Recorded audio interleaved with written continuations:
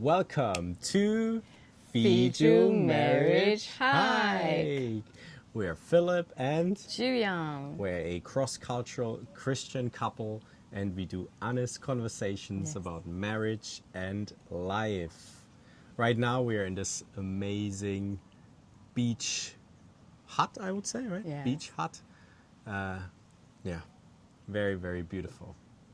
Today's video is about what happens to love after the wedding. Yeah.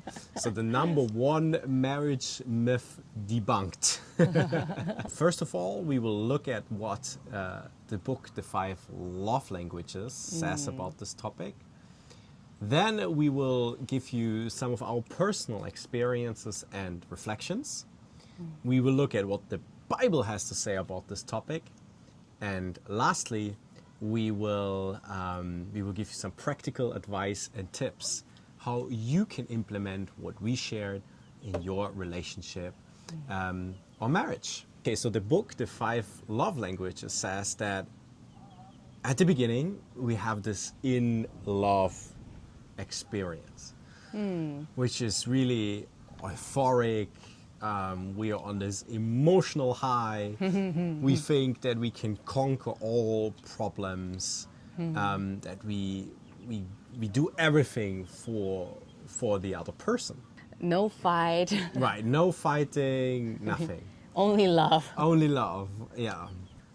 Unfortunately, this in-love experience will not last forever.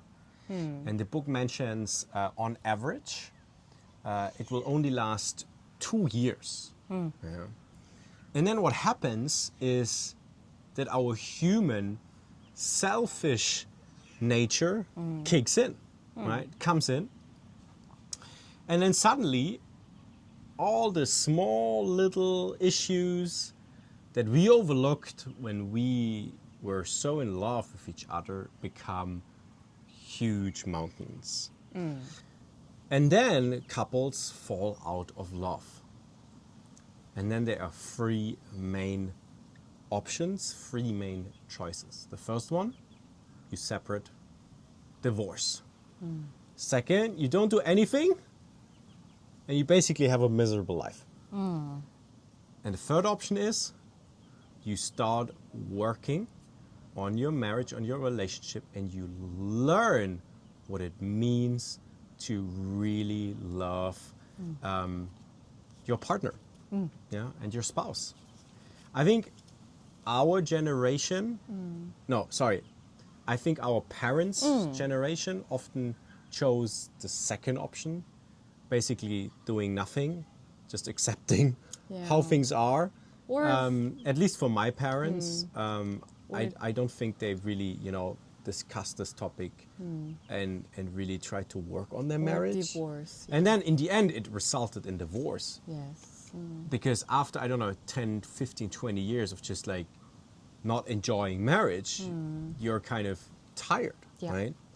And I think our generation is more choosing divorce, just separate. Oh, this doesn't work anymore. The in-love experience is gone. I quit and I chase the next in-love experience, right? But there is a third way, right? And the third way is really to learn how to love your partner and spouse. We will share this in the next video. But let's talk a little bit about our own personal reflections and experiences. So You go ahead first. you go ahead. No, I you just go talked so much. No. you You go first. You go first. So in Korean, the word for being in love is 콩깍지 씌우다. It means that you only see the good and beautiful aspects of someone and believe that everything will be okay. But however, reality can be quite difficult to face, especially if you are a high emotional person rather than a calm communicator. You see one thing that clash, then you act with huge, emotional rage. I think you need to give some more specific examples, otherwise people don't understand what you mean. Yeah. For example, But I think this is more about just the in-love experience, right? Yeah. So for example, in yeah. the beginning,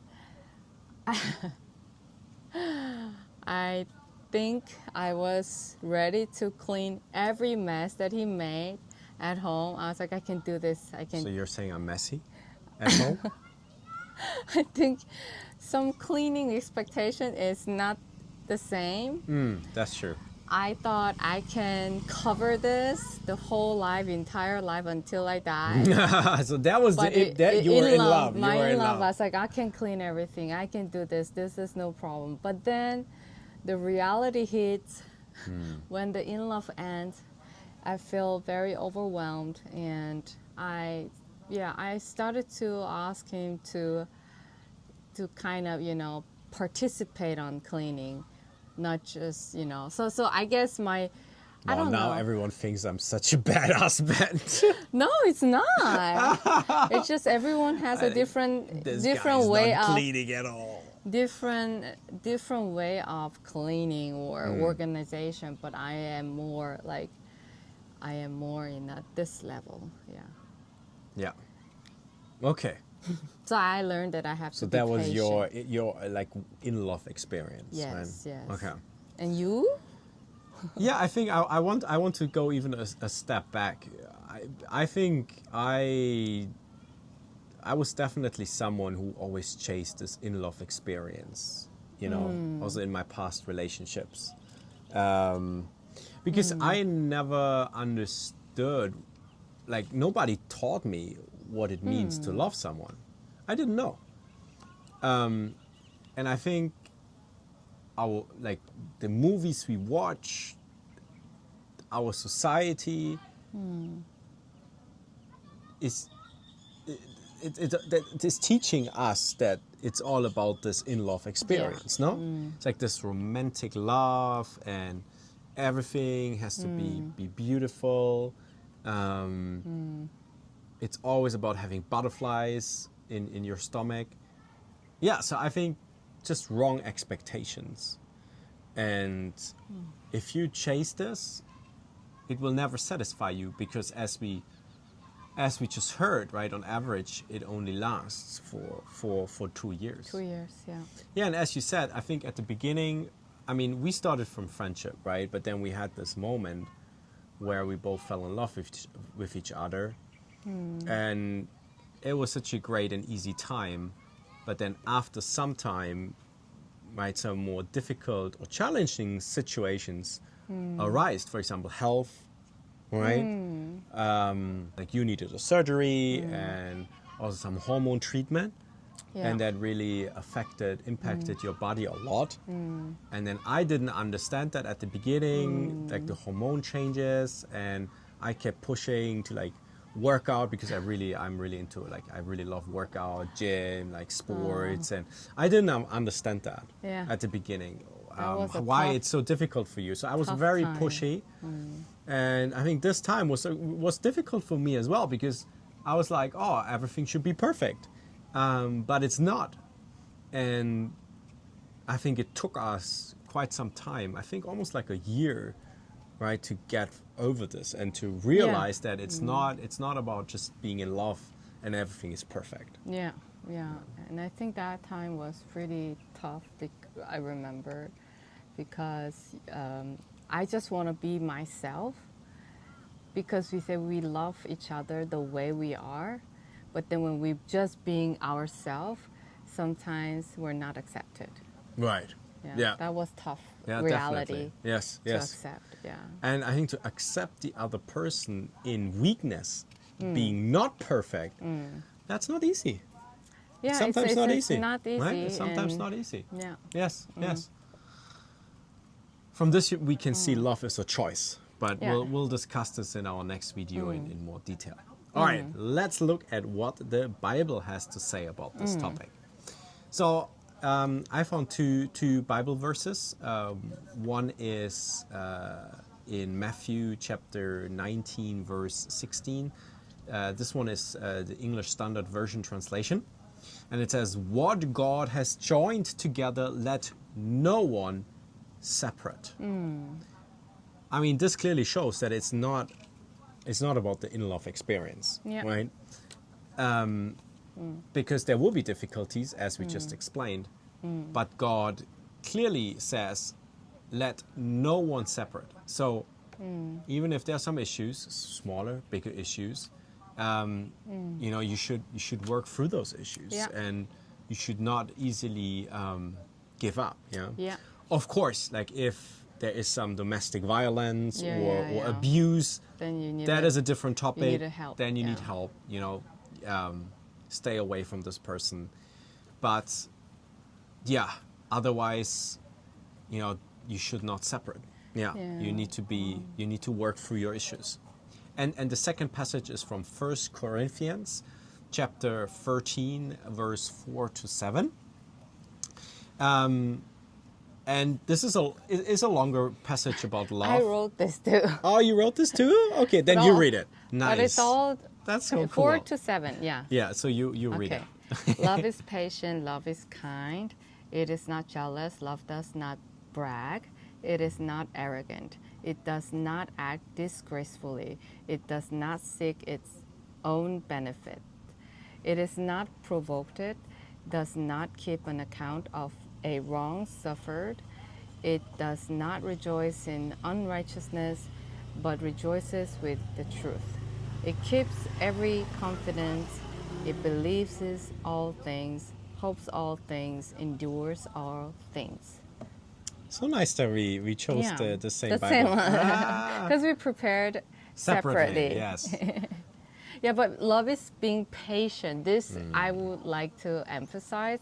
In love, after in love period, that period is past, all you need to really think and keep remind yourself is be patient, be kind. Be patient and be kind. Exactly. Because we're just being real to each other, Yes, yes. And I mean, this Bible verse just shows you what is love. And it's not just this in-love experience, this emotional high. Yeah. Right? And then there it says, it is not provoked, does not keep an account of a wrong. You don't collect all the wrong things of, your partner. Yes. You have to forgive. You have to give grace. You don't be arrogant, and you have to be very nice to this person because that's your lifetime partner. Yeah. Amen to this. So yeah, what is our practical advice, tip for you guys to implement this in your relationship and in your marriage? Especially those who just finished the in-love period. Experience, yes, that's true. So now, let's talk about some practical advice and tips how you can implement this in your relationship and marriage. The first one is, you just subscribe to this channel and watch our next few videos where we, explain the 5 different love languages in more detail. And this will really help you, to learn how to love your partner and your spouse. But one other advice we wanted to share is to meditate on a Bible verse.